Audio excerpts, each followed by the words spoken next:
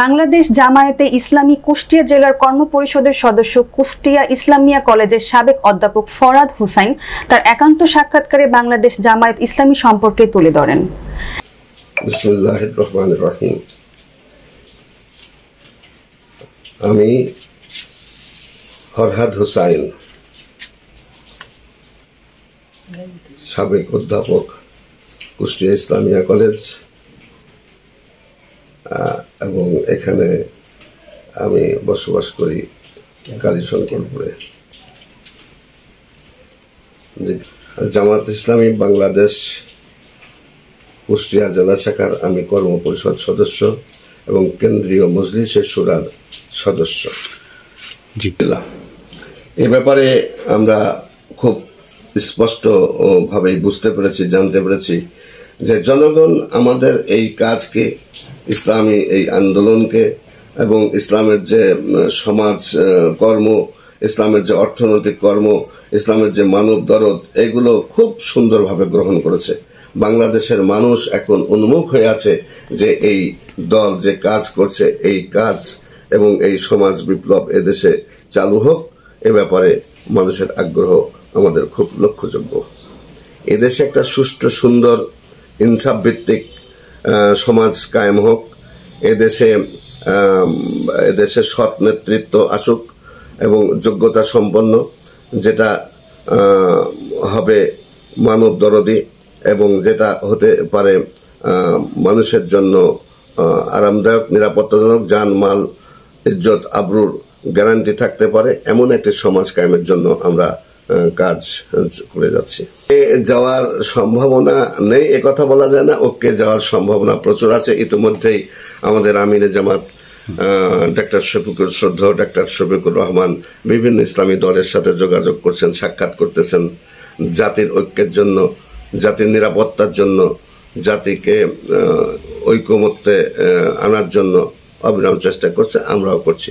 কোনো ইসলামী দলের সাথে আমাদের কোনো বিরোধিতা নাই এবং বরঞ্চ সহযোগিতা আছে, সমর্থনের জন্য, সাধারণের জন্য যা কল্যাণকর, যা করা যৌক্তিক এবং যা করা সম্ভব তা করার ইচ্ছে আছে।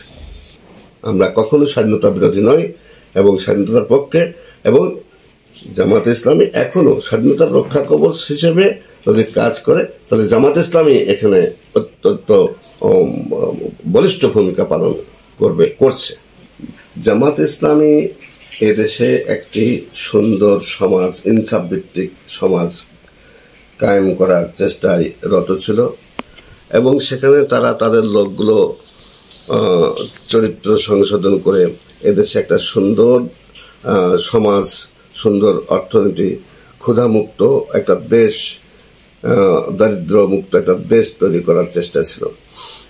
এর প্রেক্ষিতে তখন যে কাজ হতো, সেই সময়ে হলো নির্বাচনের পরে, 1970 সালের নির্বাচনের পরে এখানে স্বাধীনতা আন্দোলন শুরু হলো। সেই স্বাধীনতা আন্দোলনের প্রেক্ষিতে ভারতীয় যে আচরণ ছিল এবং ভারত যে এদেশের উপরে আধিপত্যবাদ বিস্তার করবে এবং এদেশের শক্তিকে খণ্ডিত করবে এবং ভারতের কুক্ষিগত করবে, এই দেশকে পদানত করবে, এই আশঙ্কায় সরাসরি জামাত স্বাধীনতা আন্দোলনে যোগদান করতে পারেনি। তবে স্বাধীনতার কোনো বিরোধিতা করেনি। তারা এদেশের মানুষের রক্ষণাবেক্ষণ, তাদেরকে সহযোগিতা দান করার জন্য তারা কিছু ভালো কাজ করেছে, কিন্তু এটাকে বিরুদ্ধবাদীরা তাদের নিজ স্বার্থে এটাকে বিকৃত, অপপ্রচার করেছে। কুষ্টিয়া আমার কর্মক্ষেত্র, কুষ্টিয়া আমার, এখানে আমি দেশের মানুষের সাথে এখানে দীর্ঘকাল ধরে কাজ করছি। বাংলাদেশ জামাত ইসলামের একটা নিয়ম হচ্ছে যে কেউ ক্যান্ডিডেট হব এ কথা বলা যায় না। এই কথা দলীয় ফোরামে চিন্তা করে, দল যদি আপনাকে দেয়, দল যদি দেয় তাহলে আমাকে নির্বাচনে আসতে হবে।